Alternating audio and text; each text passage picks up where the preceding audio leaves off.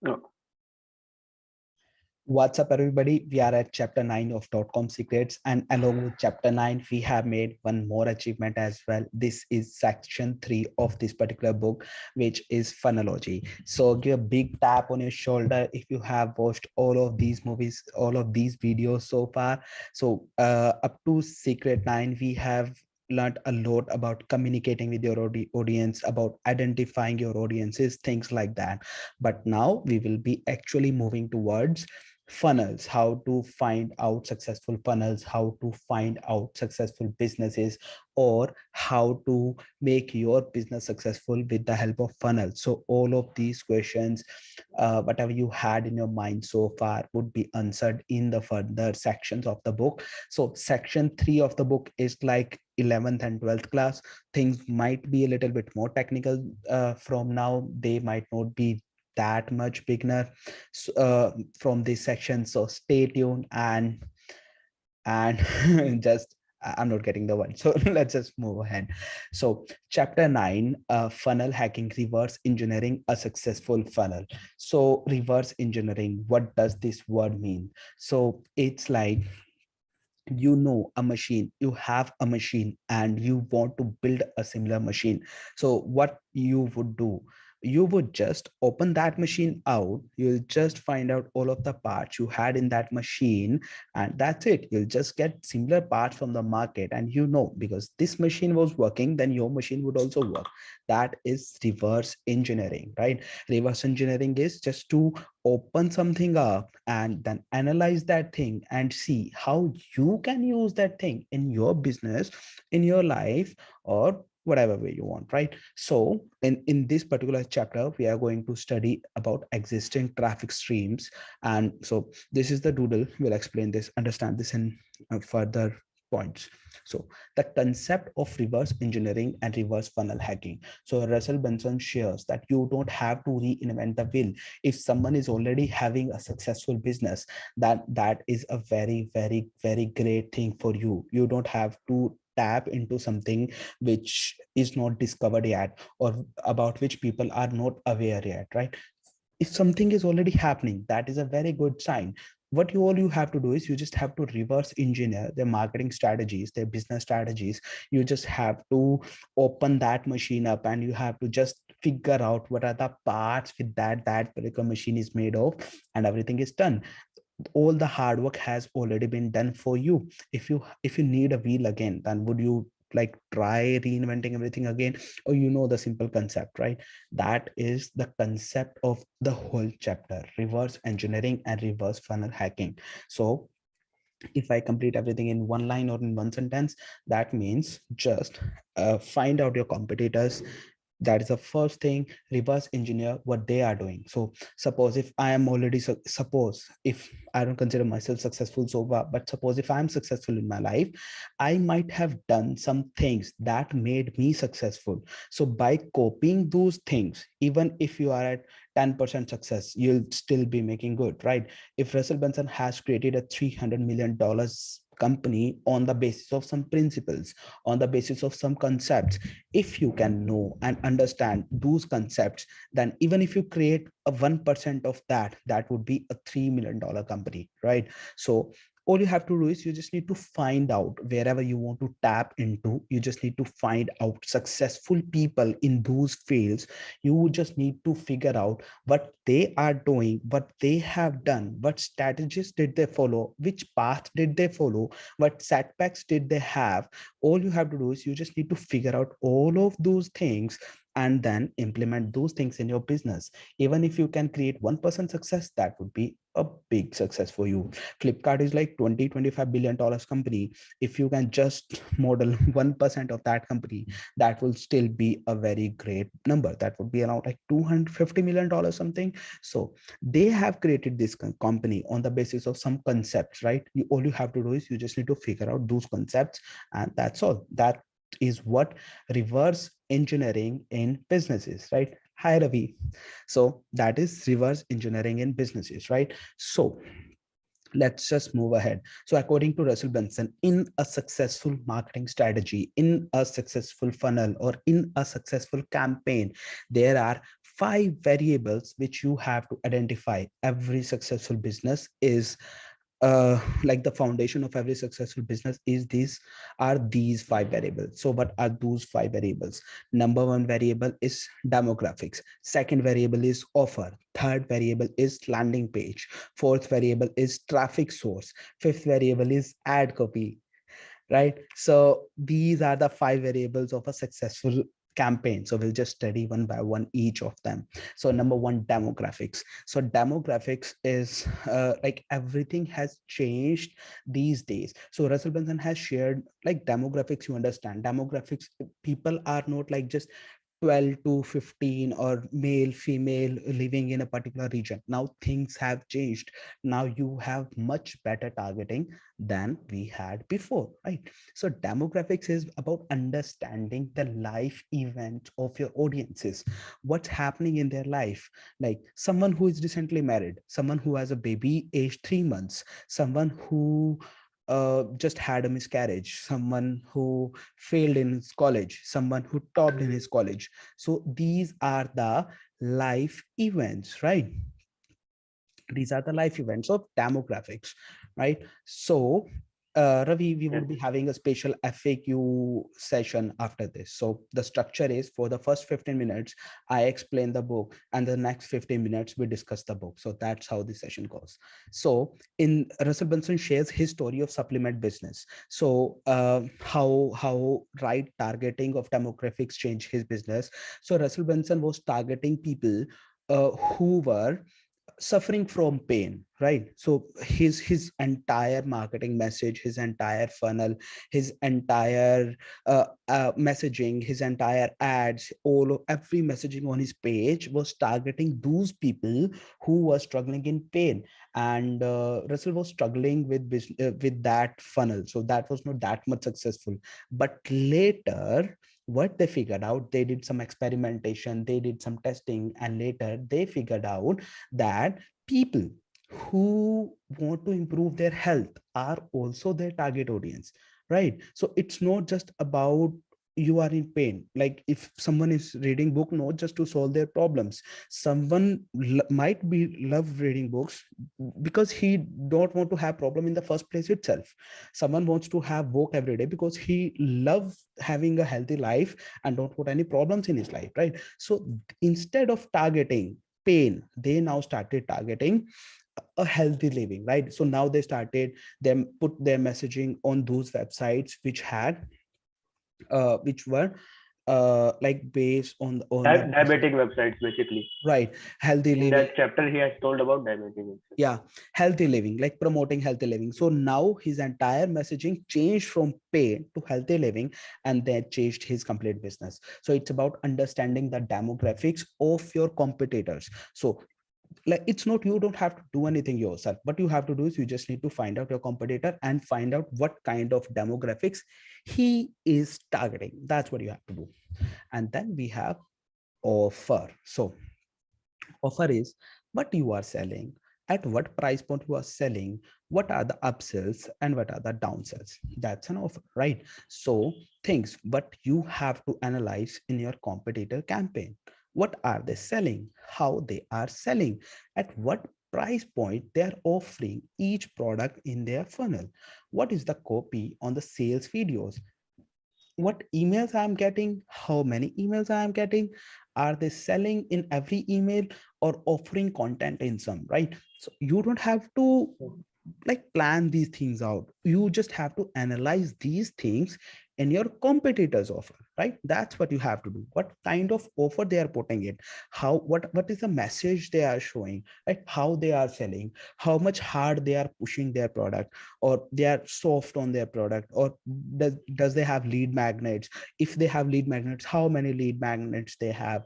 So these kind of things. Then we have landing page, right? So Russell Benson shares a quote from Tony Robbins in this section.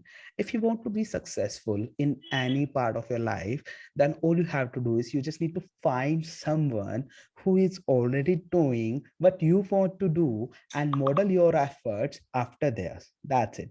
That is the secret to success. So that is the only thing you have to do. You don't have to reinvent the wheel. If someone is already successful, he must have gone through some path.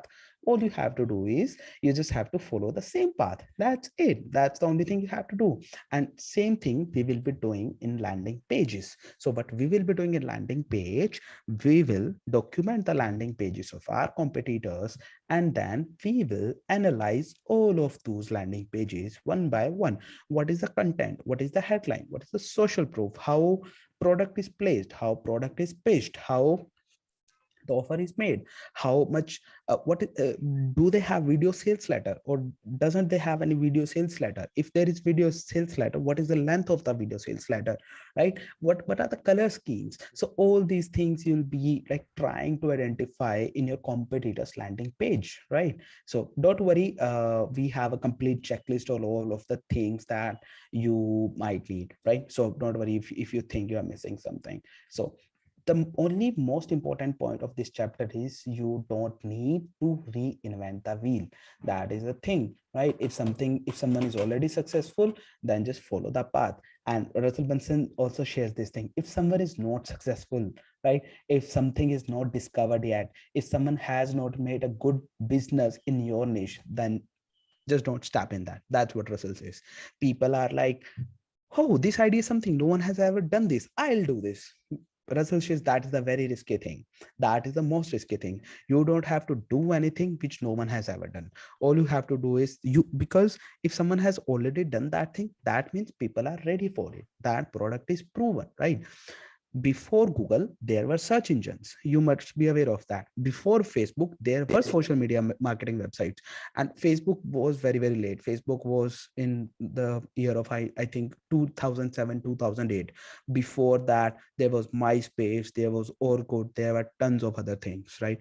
So neither Facebook was the first one, neither Google was the first one, and you name it. Like Apple was not the first computer, right? Apple didn't make the first mobile device, right? All of these companies were not first in their thing, but now they are one of the biggest. They have most of the market share. So it doesn't matter who comes first, right? But yeah, if there is something already happening, that means that is proven to work. That's the most important thing for us. Then traffic source. Traffic source is where is your competitors traffic coming from. So if there are people who are not aware of traffic and not like aware of internet marketing strategies, then just let me give you an example of traffic. So in real world, in an offline world, the customer, the prospect, right, that is called a customer or that is called a prospect. But in online world, we call that traffic. Like people entering in your store, that is traffic, right? Very, very simple. So people entering in your store, that is traffic. Prospects are traffic. So where is your competitors traffic coming from? So suppose if Hardik is selling this bottle, right? And Hardik is making a fortune out of these bottles and making around 10,000 US dollars every single month by just selling this bottle, right? So what I can do is I'll have to do just one thing. What? I'll just have to find out those areas where Hardik is putting his message, right?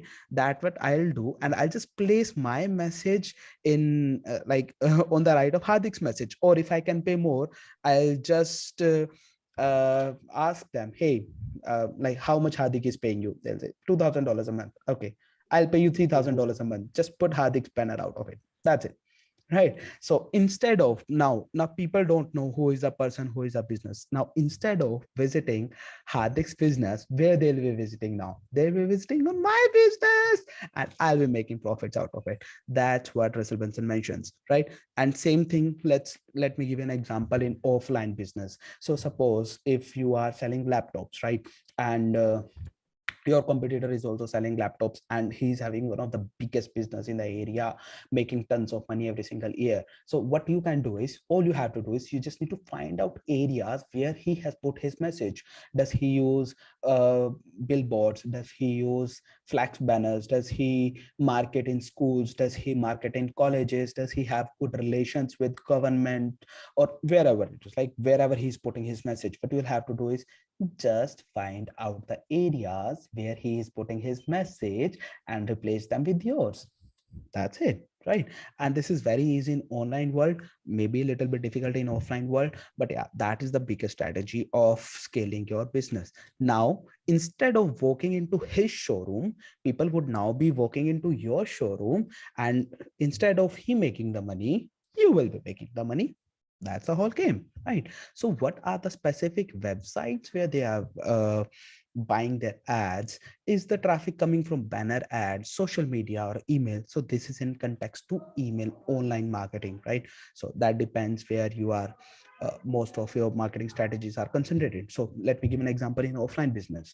So most of the people think like this thing is just for online business. So for those people only, I'm giving you the examples from offline business as well. So if your competitor, suppose in offline business, let's take the example of that laptop seller again. If he is selling his products and he's putting out his message in newspapers, right? And in newspapers, in which newspaper he is putting his message, you'll have to identify that. The Times of India, the Hindustan Times, or Dainik Jagran. What is the name of the newspaper? Where in the newspaper he is putting his ads, right? You'll just have to identify the traffic sources. You'll just have to identify the place where he is putting his messages out, and you just have to either replace them or buy a column right into that. That's it. That's what you have to do. Like, does he mainly use video or does he use text? So you can take, does he use banners? Does he have billboards on the roads? Does he use newspaper? Does he have people to hand out pamphlets in their hands? Does he market in schools? Does he market in colleges? So I'm giving you some examples from offline context. So in online context, uh, like email marketing or social media marketing or Google searches, from where he's getting his business, you just have to identify that thing, right? So now comes the ad copy. The ad copy is more about the messaging. So what do successful ads look like? So before starting your business, all you have to do is, you just need to find out all of those people who are doing the similar business and understand their ads. That's what you have to do. What makes people click on the ad? What's enticing them to even look at competitors' ad in the first place?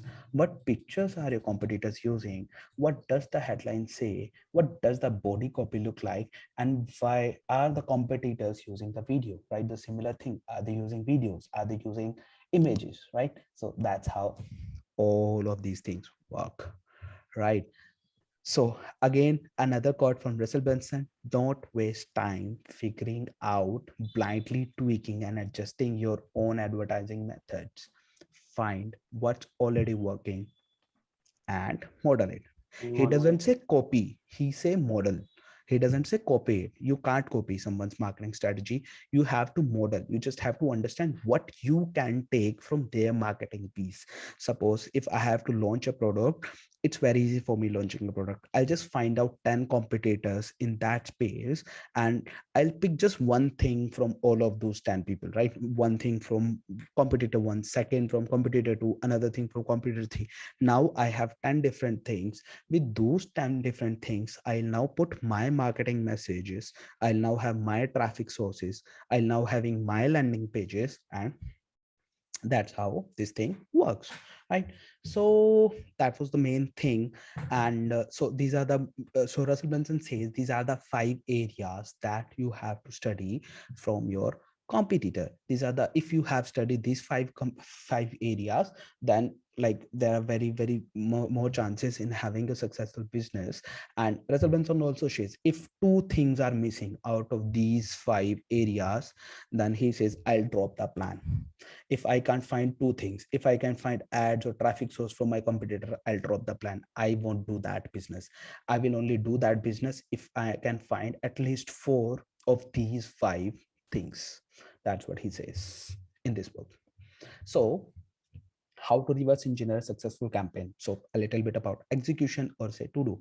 So first of all, step one is to identifying your direct and indirect competitors. Now let's understand who is a direct competitor and who is an indirect competitor. So like, let me give an example. So in my case, like I and Hardik, so we are direct competitors. Direct competitors means we have the same customers, we are targeting the same segments, and we have the same clients and everything. So we are direct competitors. So Hardik's clients are mine clients and Hardik's clients, right? So we are direct competitors of each other. So suppose you are selling laptops and your competitor is also selling laptops, then you are direct competitors of each other. So you have same product, same demographics, same audience, same price range. You need to have same showroom, you need to have same traffic sources, you need to have everything same, because you are direct competitors. Now who are indirect competitors? So suppose if Sahil, you are selling laptops and I am selling mobile phones, so we are indirect competitors to each other. How we are indirect competitors? We have the same audience, we have the same demographics, we have the same age range, right? And we might be also having, our audience might also be having the same purposes like education, personal life, etc. But my products doesn't contradict your products. You are only into laptops and I am only into mobile phones, right? So you don't bother about having my customer, I don't bother having taking away your customer, because I'm not taking your business. Your clients are not my clients, your customers are not my customers, right? Because so this way he says collaborate with indirect competitors. That's what he says. So suppose if I request Sahil, I would be happy to pay you 10% commission on every mobile phone sold in your showroom. So now we can collaborate over there, right? So what I do need is, I just want you to have a display with my mobile phones in your showroom. Since my products doesn't contradict with his products or his sales, then he would not mind having my mobile phones and display.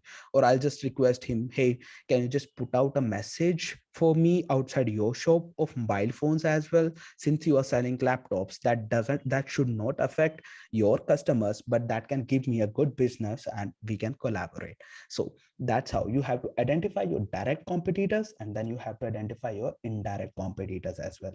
So Russell Brunson shares a case study of his life. So he says, I found someone, they were selling I think I'm not exactly remembering the case study, but he mentioned that his competitor was selling nerve pain supplements and they were selling weight loss supplements, right, for older people. So demographics are same, audience is same, products are similar, but they are indirect competitors. They are not direct competitors, because their competitor is selling a different product than theirs. So what he did, he just requested a space in their emails, he requested a space on their website, because the demographic is same, and his business blew up and his business grown, because that was the same demographics, but they would not mind having them on their plate, right? So suppose if I am doing Facebook advertising and this guy Hardik prefers only having YouTube advertising. So now we are indirect competitors of each other. Now we are not direct competitors. My clients are his clients. They also need the same service, but we are not direct competitors. He is not taking away my business, I'm not taking away his business. So then we can collaborate, or we can just have a couple of things together to grow each other's business. So that's what he recommends. Find your direct and indirect competitors and build relationships with them. That's another thing. Then we have, what are they doing? So there is a tool, Similarweb, which he has explained. You can read in the chapter. I don't want to cover this in this book summary, that will just make this long. But with this tool, you can identify from which websites their traffic is coming from, which ad they have put, for how, what is their monthly traffic, for what are the sources and everything. You can just study everything with the help of this tool. Then step 3, purchase a couple of products from the competitors to understand their upsells, their downsells, the emails they are sending, what happens after the initial is how they are making their community, right? How they are communicating with their audience, how they are building their relationships, what kind of customer services they are giving. So all you have to do is you have to understand all those things, right? Purchase their products and study them, and so that you can I have so that you can implement all those things in your business. So all about chapter 9 of .com secrets. A quick recap: make a list of direct and indirect competitors, find each landing page URL, enter a URL into online research tools like SimilarWeb, collect data, dig deep, click on links, buy products, and see what the competitor is doing and where are they getting their traffic from, and create a swipe file of ideas to model, right? So here is the reverse engineering checklist, the complete checklist. Let me just give you a quick look. So this is the complete reverse engineering checklist. Wherever you are getting this video, YouTube, podcast, or wherever you are getting this video, just comment down, I need the checklist, and someone from my team would share the link with you so that you can have the checklist. So that's very easy. So in the checklist, we have explained everything. Like this checklist is created by Russell Benson itself for you to find out like what you have to find out in your competitor funnel. So what's next? So we in the next chapter we would be having a quick walk through the 7 stages of creating a successful sales funnel. So that's the next chapter. Stay tuned. We will meet tomorrow.